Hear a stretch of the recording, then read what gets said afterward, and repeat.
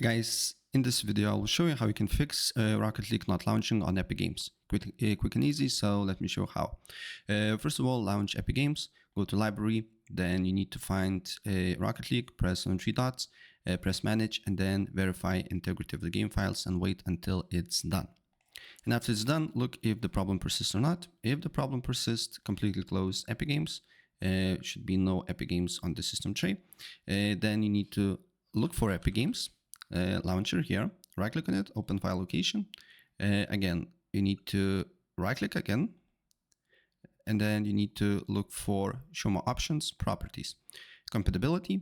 Make sure to run this program in compatibility mode 4, select Windows 8, select disable full screen optimizations and run this program as administrator, apply OK, and your problem should be fixed. So that's pretty much it. If I helped you out, please press like button and subscribe for more. Take care.